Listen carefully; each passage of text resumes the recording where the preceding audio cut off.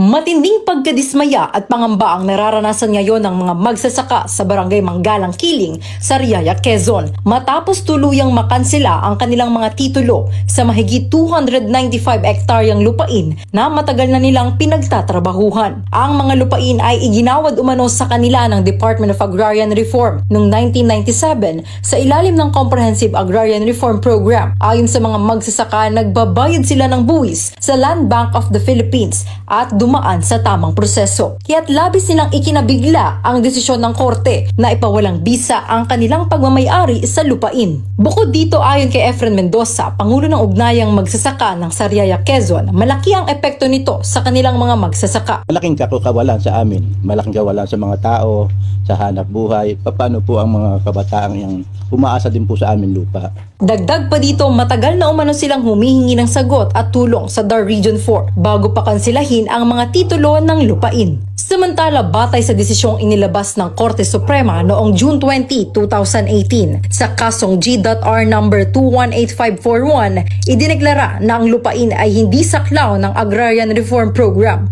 dahil ito ay nareclassify na bilang ecotourism at industrial zone bago pa man ipatupad ang CARP dahil dito kinansela ng DAR noong March 29, 2023 ang mga titulo na nakapangalan sa mga magsasaka. Panawagan naman ni Sir Efren Mendoza, sana ay muling mapansin at matulungan ng mga kinauukulan na muling repasuhin ang desisyon at mapabalik sa kanila ang lupaing matagal na nilang iniingatan. Maan po sa aming mga lupa tapos ay nabawi itong aming klowa. Ano po ang ibig sabihin yan? Ang gagalingin lang po developer di siguro di yan pagka ito po ay tunay na mababawi sa amin.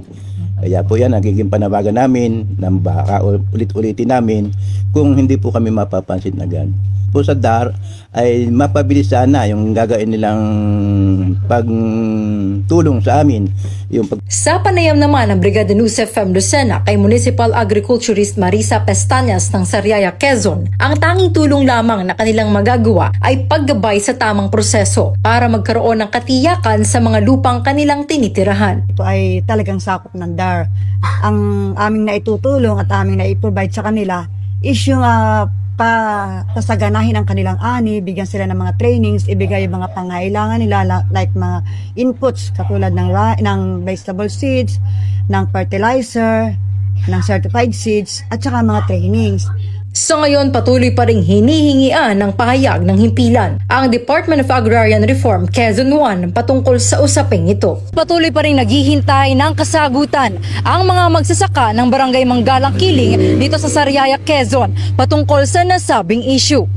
In the heart of changing lives, ako si Brigada Karen Robles ng 92.7 Brigada News FM Lucena, the Music and News Authority.